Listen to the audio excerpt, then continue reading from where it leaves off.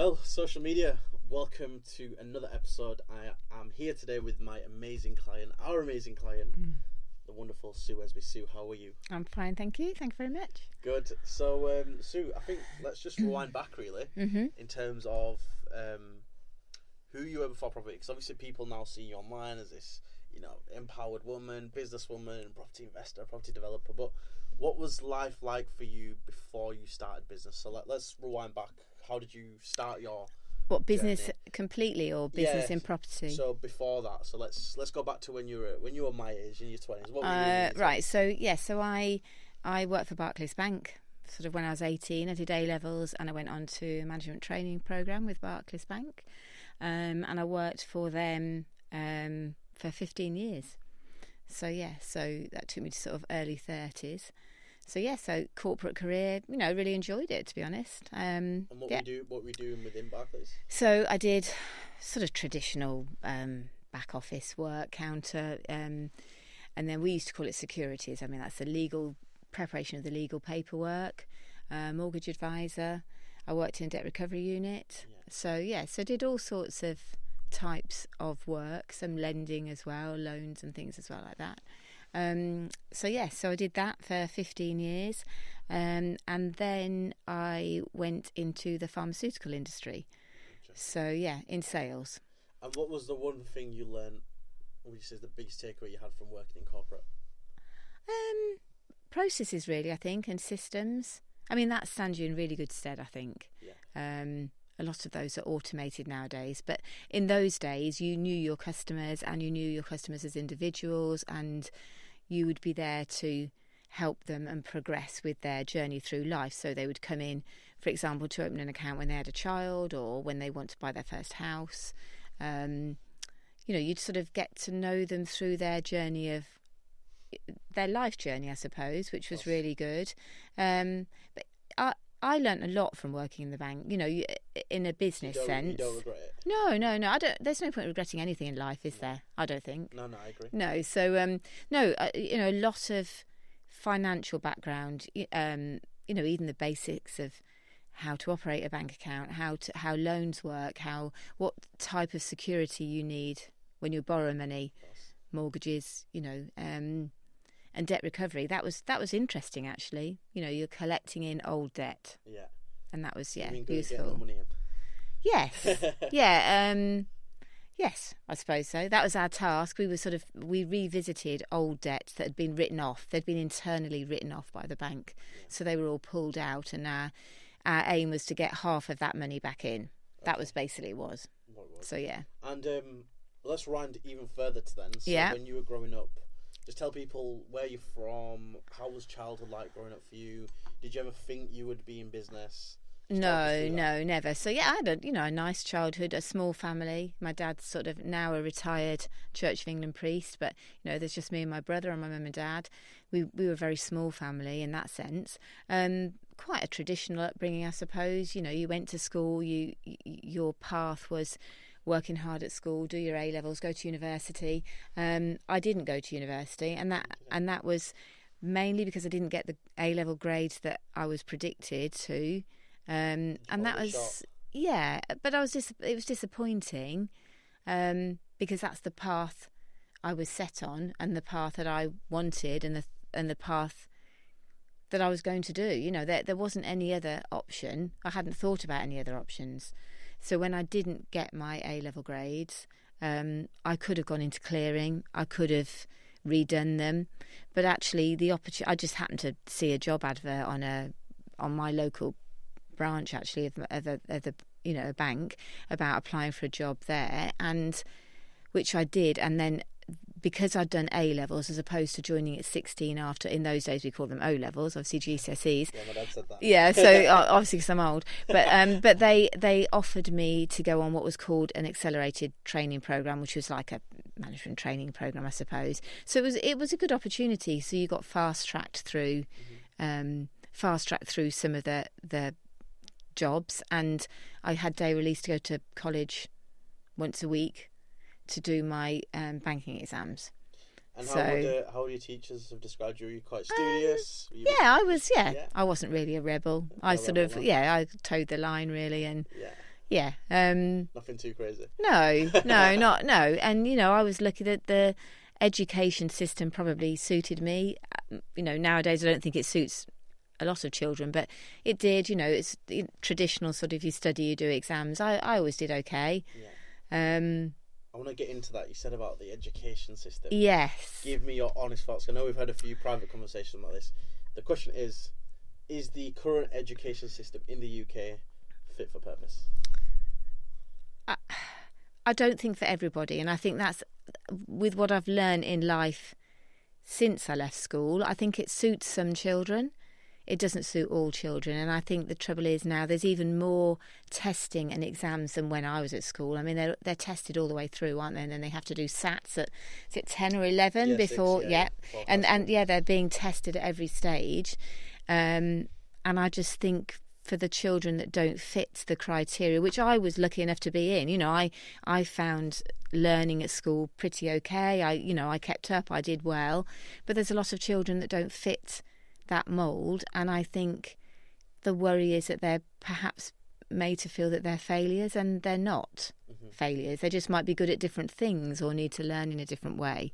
Some people are more, let's say, book smart, but some people are more hand smart, if that makes sense. More practical, making money, tradespeople. So do you think again, be honest with me, the financial system in the UK right now, you as an entrepreneur, you as a businesswoman, how do you feel that? Does it teach us how to grow, make money and invest? Nowhere in my education did anyone talk to me about working for myself, starting a business, or being entrepreneurial. I'm not even sure it does nowadays. No. Not at I'm all. 25, so I was at school. Did it tell you anything about that? Nothing about how to invest, how to get investors, how to do none of that. No, none of it. So I think I came from a background where people were employed. My parents were employed. They weren't business owners. So I didn't learn that from my childhood. I mean, don't get me wrong, my parents actively encouraged my brother and I to do our best and believe we could do anything we wanted to do in life. We had that encouragement, well, that entrepreneurial, but not anything because they didn't know that. So nowhere in my education system did I ever have anybody either mention it, think I could do it, know where to start to do it. And why do you think that is? Why do you think they don't want us to teach how to leave the system? From your opinion, I don't know. Does it suit to have people just all going down the same path and be employees? I don't know. I mean, you need people to be entrepreneurial, though, don't you? You need that for an economy to grow. It's not so much everyone should do it. I don't believe that. I believe everyone should have the choice. I think they should be told there are choices or explained there are choices, and then people make their own decisions.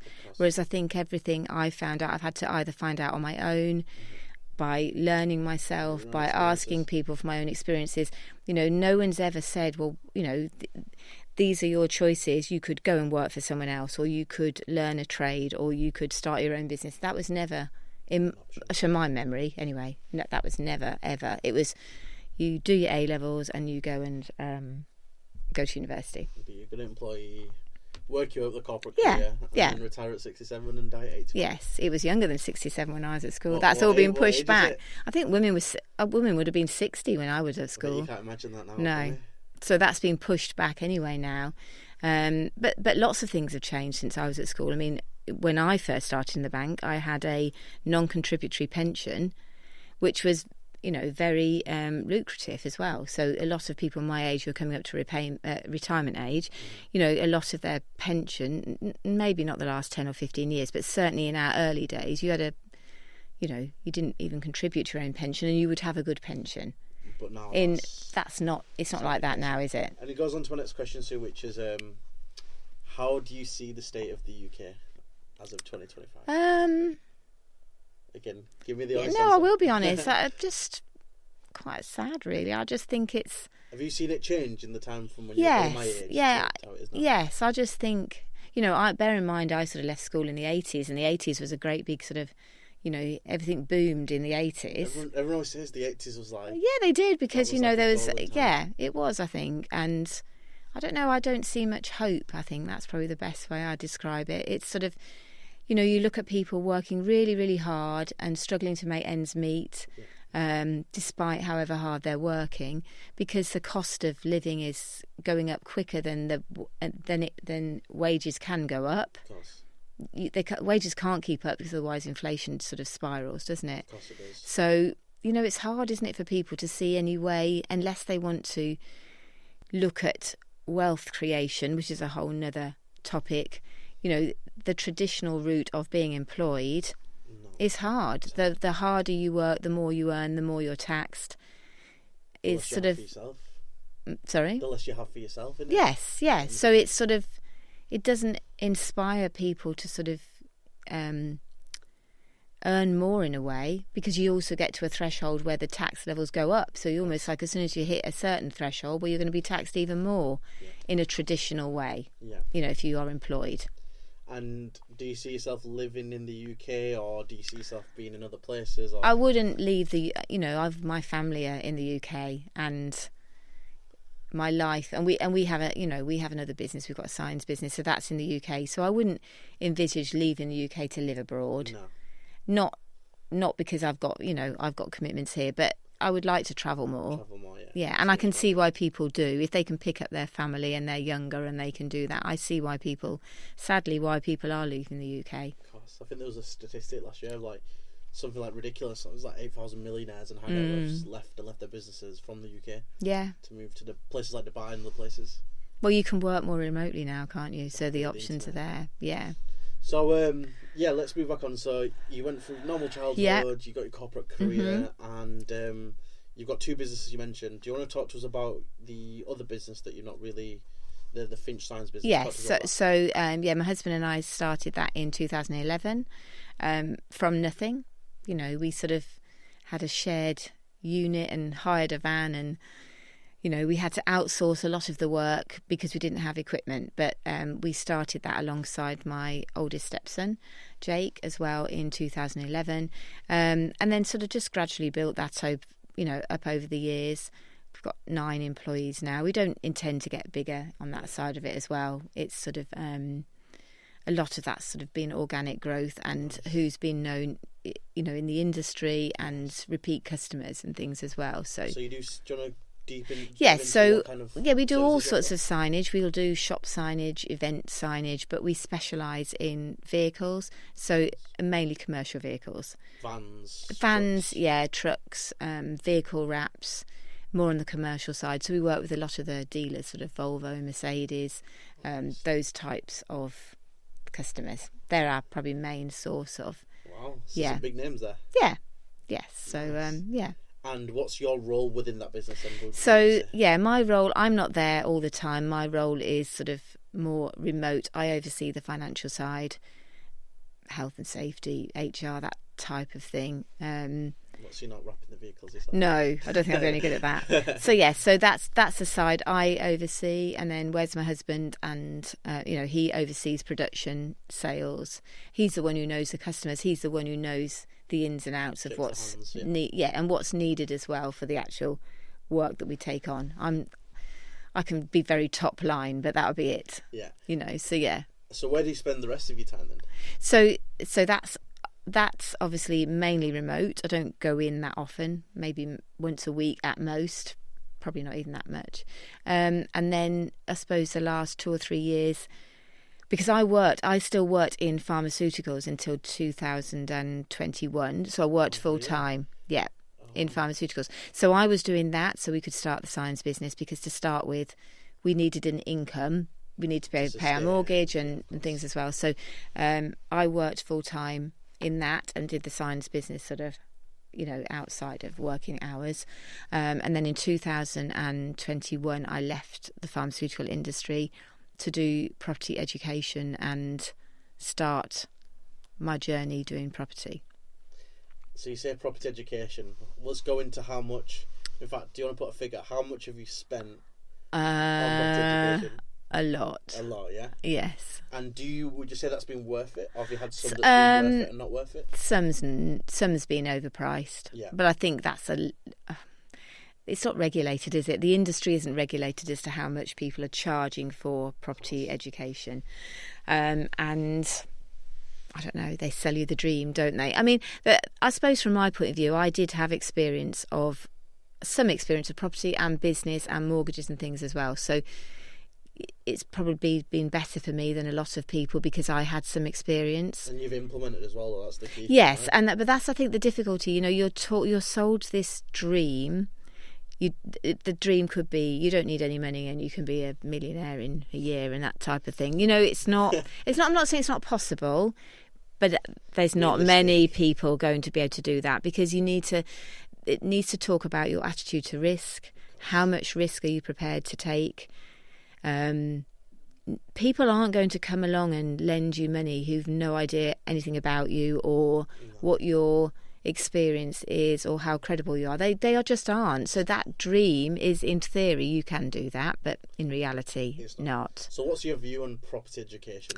If you'd summarise it in 3 words. I don't know whether I can describe it in 3 words.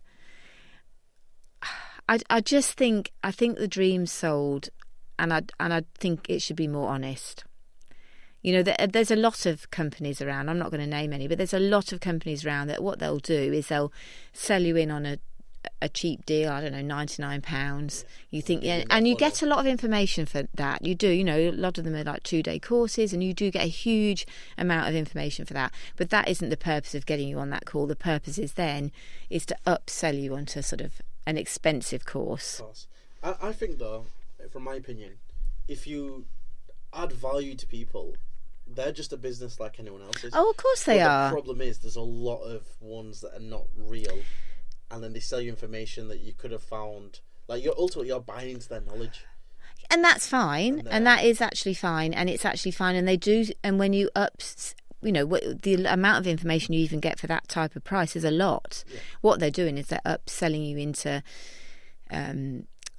maybe contracts or paperwork or access to mentors or but it's how much time you're getting with people.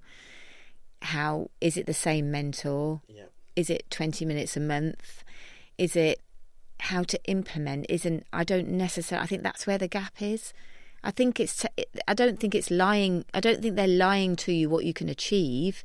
I think it's just being honest with people about, you know, work it takes, or upselling you onto, you know, a course that's costing you 15,000-20,000. Maybe the underlying implication that you could just stick it on a credit card sort of thing. But is there any talk about the fact if you go down these routes, are you in a position you can get a mortgage on a property that you've bought an off-plan deal with? You know, that type of thing. It's stuff. Yes, because, you know, you can go and buy an off-plan property that you can, you know, is going to go up in value by 20% in 5 years. Yeah, it probably is. But are they talking to you about the fact that you've now got to go and get a mortgage on that property in 2 years' time to be able to exercise that option? Correct. I don't think there's any talk about that. You know, what's your credit history like? Yeah. You know, do you know your area? Do you know your area? Do you know your area? Do you know much about pricing? Do you have a good solicitor? Do you know a broker? Are you even going to be able to borrow that money?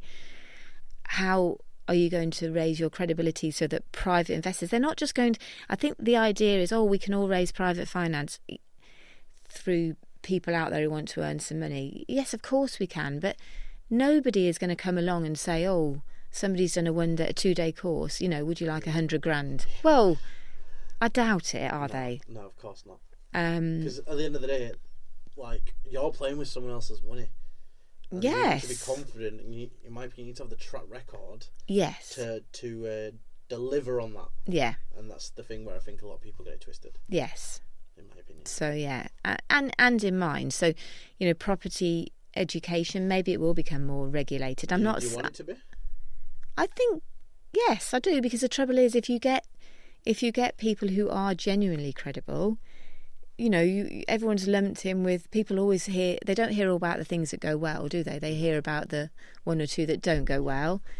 If it was, sells, doesn't it? Yeah, of course. And, you know, if it's more honest with people, yes, of course the sales wouldn't be so high, would they? But it's about and people have to do their own due diligence. You know, I'm not putting everything on property and companies.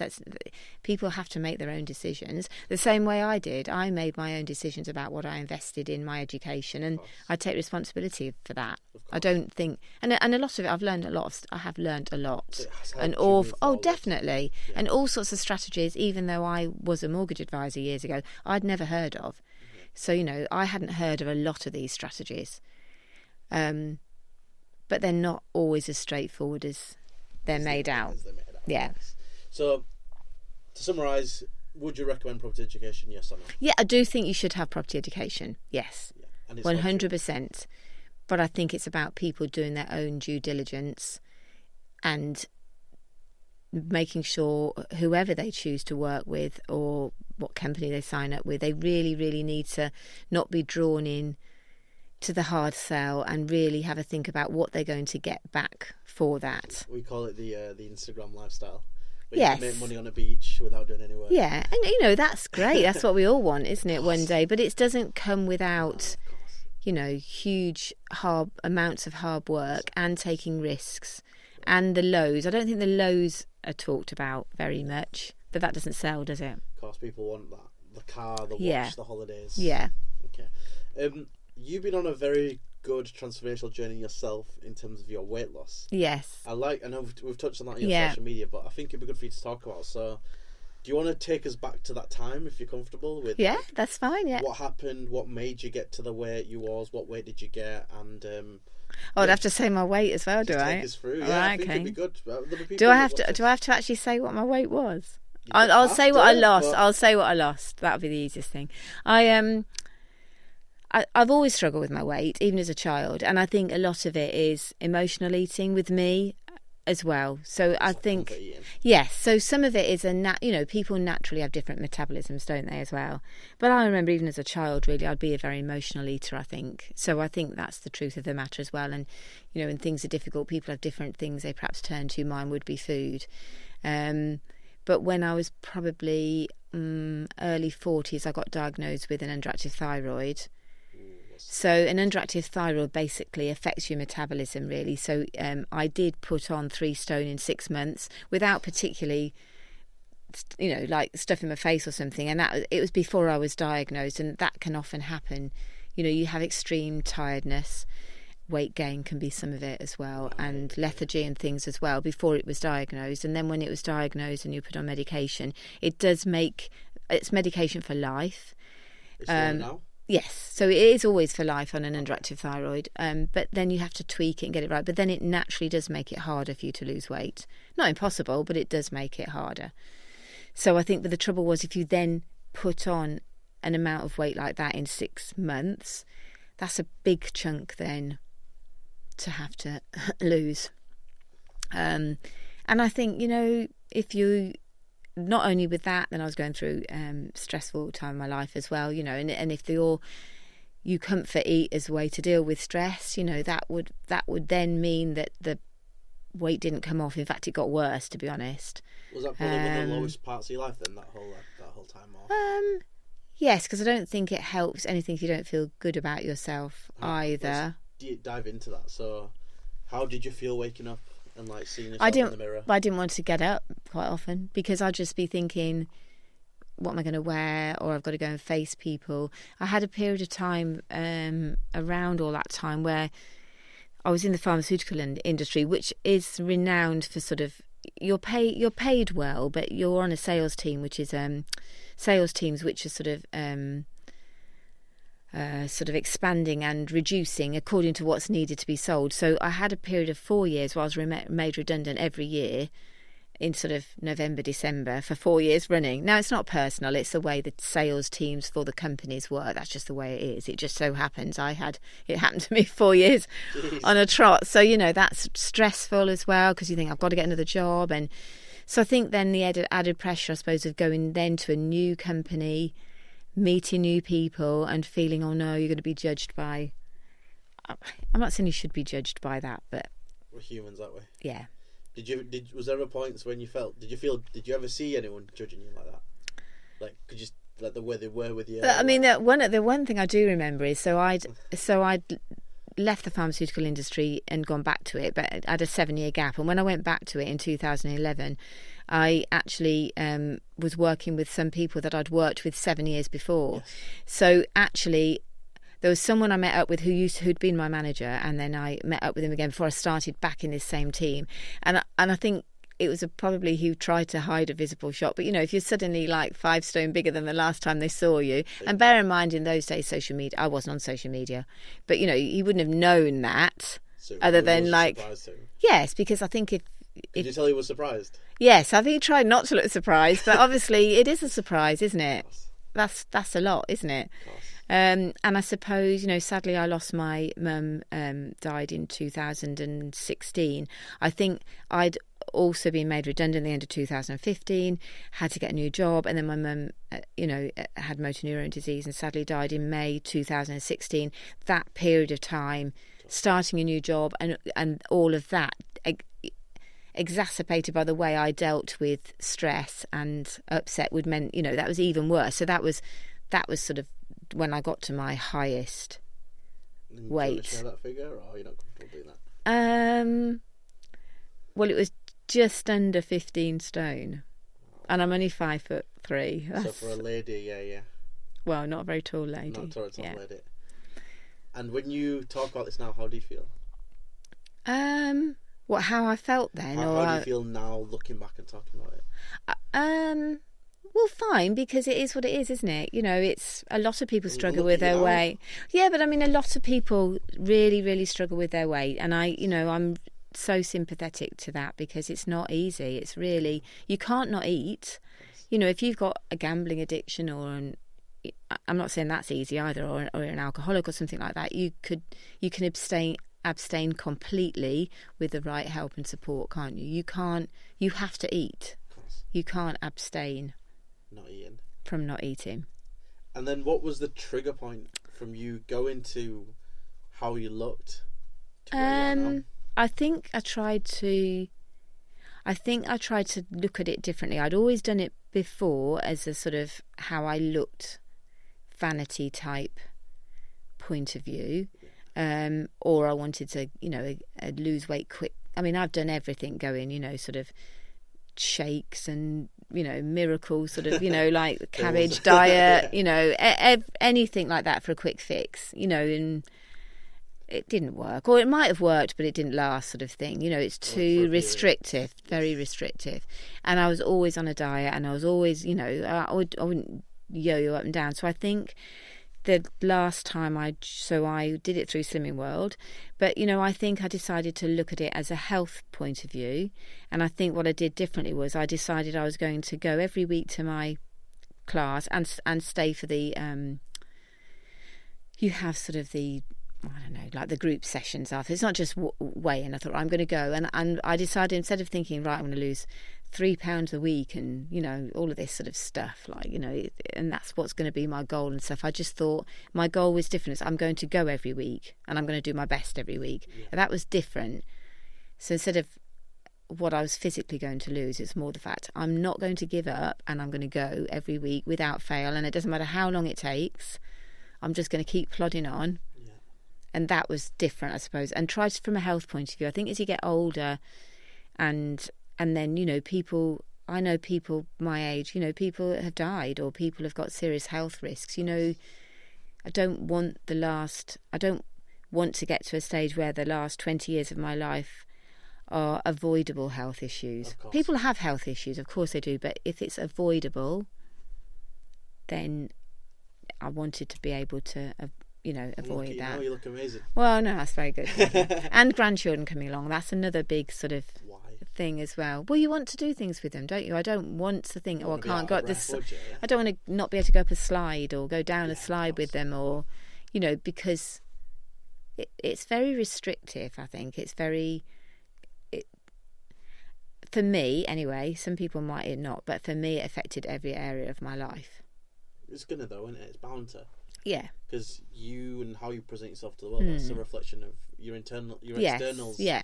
A representation of your internal, right? And I think getting older as well, especially women, perhaps lose confidence anyway. You do get into this sort of, once you get into your 50s, it's the wilderness of, of course you're still I'm still a mother, but your children have got their own lives and stuff as well. And then you're in this sort of, I don't know, wilderness of maybe you're not as employable. I would genuinely say that is still true, I would say, in the world of being employed. I'm not saying it's right, but, you know, CVs, you don't have to put a date of birth on, but everyone can work out how old you are by when your CV started and when you're at school and stuff like that. Does that automatically mean that you're less employable? Yeah, I would say so. Kind of going on to that point, I want to talk about your property business and your property journey, but how's it been being a female in property? Yeah, it's quite a man's world, I think. There are more women about, aren't there? I suppose in the trades world, it's more men. Yeah.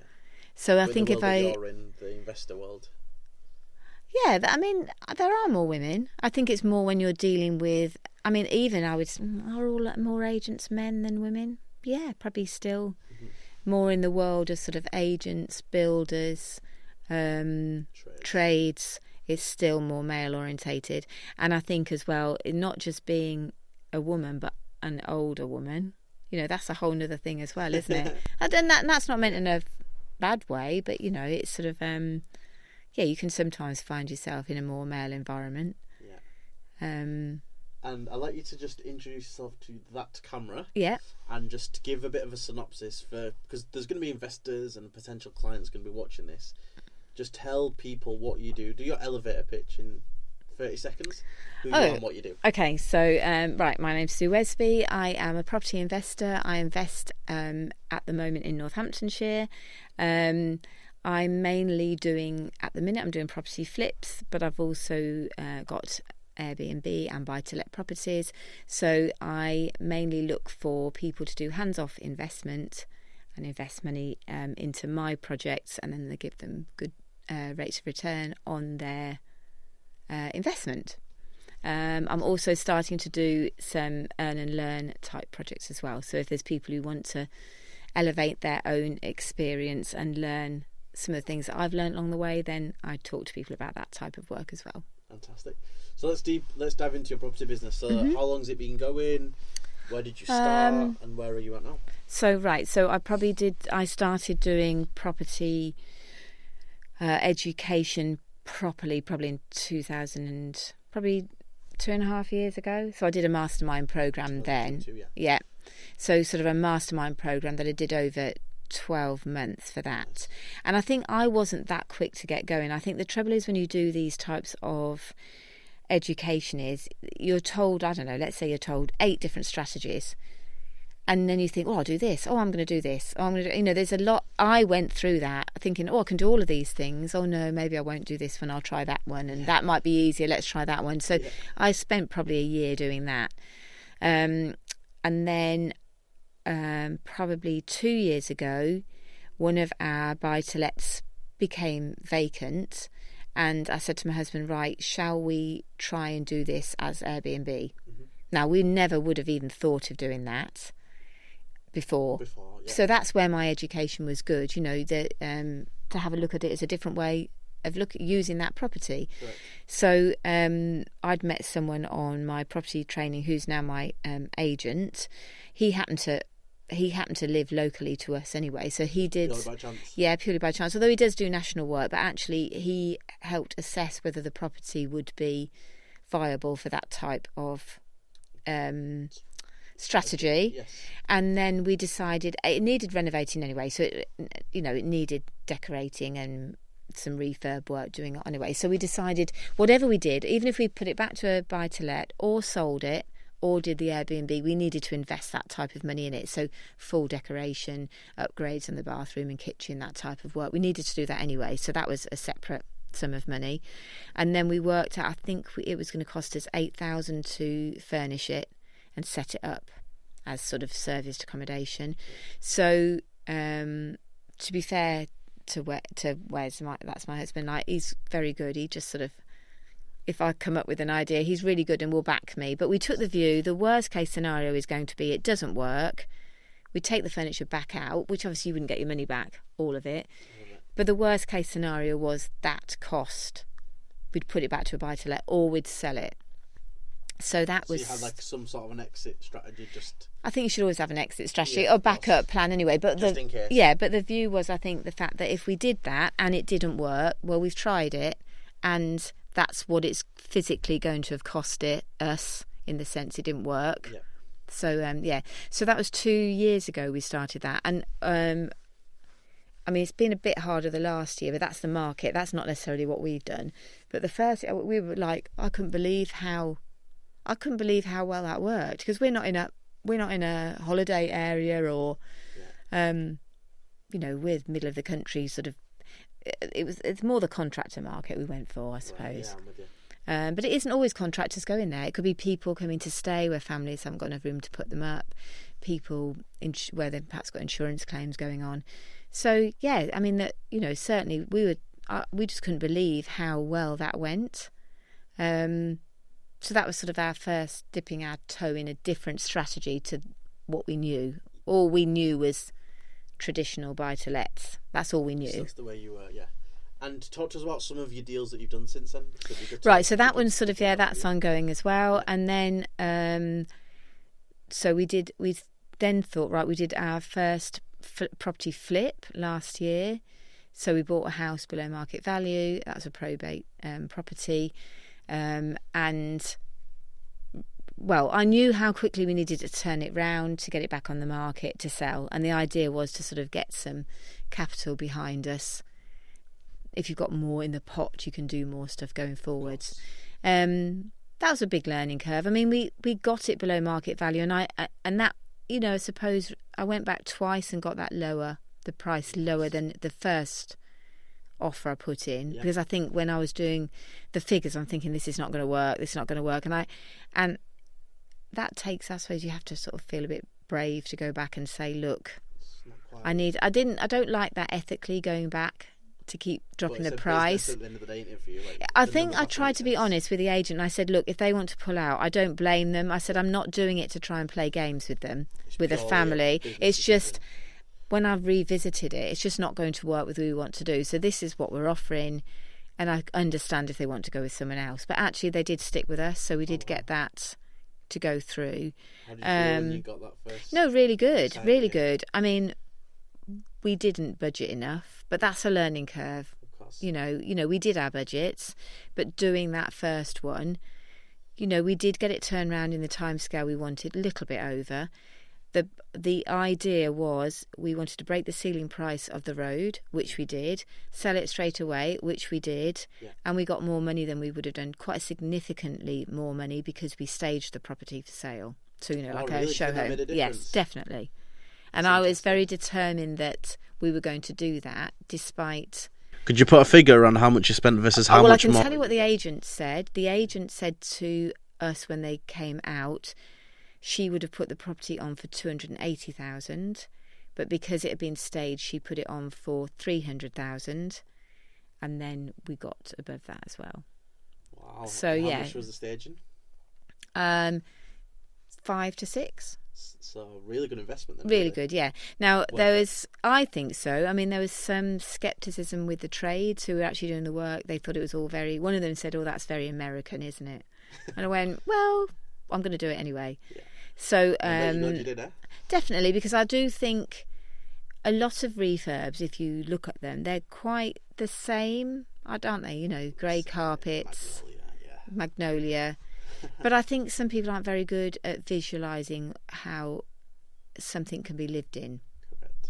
They'll go in and you're selling a lifestyle, aren't you? You're selling a feeling and a dream, and So there is a cost to doing it. But if you've got to sell it quickly. If you don't sell it quickly, you're losing money, because your money's tied up in that property and you're paying interest on that property. So you've got to sell it straight away, or it gets stale on the market. It's clogging up interest.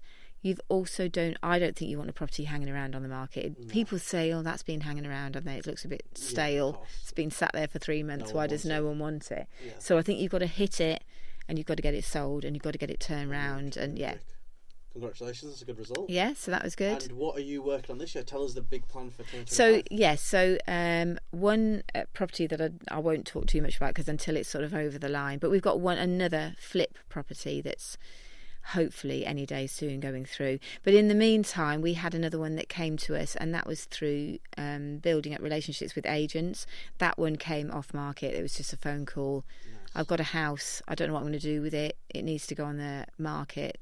But, the state of this house and the necessary timescale to get that sold, because of the people who owned it, they had really urgent timescales to sell that property.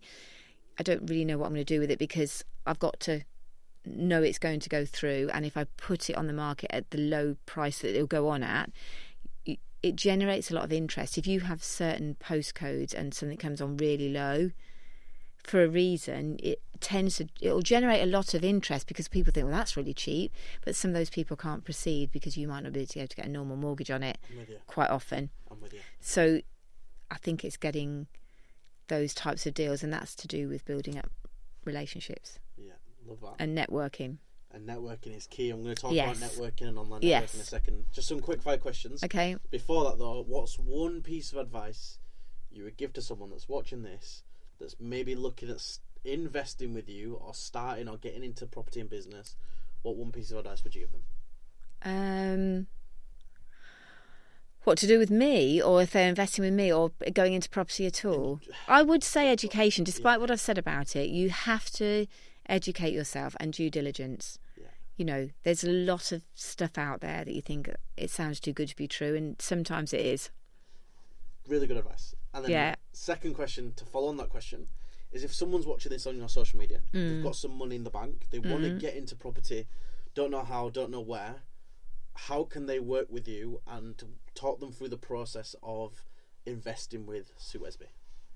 Right, so if they're investing with me, I would usually it would be for a particular deal. I don't usually have someone invest that we don't know what is going to happen with the money, so we would ring fence that money, so it'd be for a particular deal, so that there's a start and end date. We would then talk about what they wanted to invest, what they were looking for as a type of return, so that'd be an open conversation anyway, as to what they wanted type of return, timescale they're looking at. We would always then build in the contingency, because sometimes things do go over timescale, so I think everyone needs to be very upfront about that before we even start. We'd then talk about security, what security they are getting in return for their investment. And then it's important to have what I'd call a heads of terms. So that would be sort of a document that's drawn up so everybody knows exactly what their role is. You are not going to be involved at all. In fact, I'll send you photos once a month, or you're going to come and look round once a month, or you're going to do an earn and learn type program, and that means this. So one visit a month, let's review whether you want to start building your own portfolio. We can look at ideas with that, introduction to networking, or introduction to, I would share my contacts with people anyway, but it's that, but I think it's very much about, I would want to get to know someone and feel if your ethics and your values align as well. Because I think that's really important. So if anyone that's watching, if you've got money to invest, speak to this amazing lady here. Yes. And in terms of investors, so you've worked with investors before, you've raised investor finance. Talk to us a little bit about that. What, where I found it? No, we'll go into that, but just briefly, again, if people are sat there on the fence, just reassure them and just talk to them about the investment process that you've had with the investment process to me is, that's why you have to have an open conversation about what security and what your expectations are. I've got a legal background that I had in the bank anyway, so I would actually probably, I don't know if this is right or wrong really, but I would probably talk to people about the security I would want if I was doing it, because I think that's really important for me. You've got to be credible, and you've got to genuinely think that's a big risk, someone to put in their hard-earned savings and trusting in you. They've got to know that as far as possible that their money is secure, and if they're going to be getting a higher rate of return than they are in the bank, which they would be if they're investing in me, the element of the risk is going to be higher. But they've got to understand what their security is, and how what happens if, the conversation needs to be, what happens if we're doing a property and it won't sell? What happens then in 12 months' time when I want my money back and your property hasn't sold?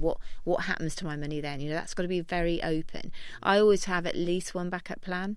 So it would be, I would be renting it out, for example. And if that happened, then I could give you X amount and the rest would be on a monthly basis. That type of conversation. I think every possible scenario that you think could go wrong, you need to talk about it and say this is what's no, but it's much better, isn't it? Then nobody's going to have any surprises then. If it's well, can I come and choose the kitchen? No, we've in their heads of terms. You don't have any say in what we're doing with this property. That would be the type of thing. Or if you're doing a joint venture with someone, it's yes, you're allowed to come and have an opinion on what colour the carpets are. Whatever it is, everyone's got to sort of cover every eventuality and look at, I would say, the worst case scenario in everything, so that everybody knows, well, this is what's going to happen if this is happening, and this is going to happen if that happens, or if I died. I mean, that sounds really awful, but people need to know that. What happens to my money if something happens to you? What happens if I need it back earlier, and and I can't do that? All of those conversations have got to be really upfront, I think. And it's better to have them at the beginning. Yes, definitely. And that's what happens, isn't it, in the industry? If you hear bad experiences that people have, maybe those conversations haven't been addressed at the start. Which are not comfortable, but yeah, necessary. Yes. So, Sue, before we finish, is there any last words you want to speak to the camera, speak to me? Is there anything that you want people to know on your channels? We're looking forward to putting this out there. Yes. Well, a couple of things. You're never too old to change your career. Never tell anyone that you can't change your career. You're never too old to change your career, I think. You're never, anybody can go and do something different in life, I think, if they want to. You need to be prepared to take risks. You need to find your power team. There are so many people out there that want to help you. There are people who don't, but there are all sorts of people that want to help you. We all should be lifting each other up, shouldn't we? And encouraging people and sharing our knowledge and encouraging people to change their lives. And I think you can change your life, but it doesn't come without needing to take risks and be properly educated. That's the key thing. Educate, find people you trust, find your power team, and have some belief as well. You have to change your mindset, surround yourself with positive people who want to lift you up. That's essential. And encourage you. Yes, love that. You heard it from the lady herself, Mrs. Sue Wesby. Sue, thank you very much for your time. Thank you. And we look forward to doing one of these again in the future. Yeah, thank you. Thank you.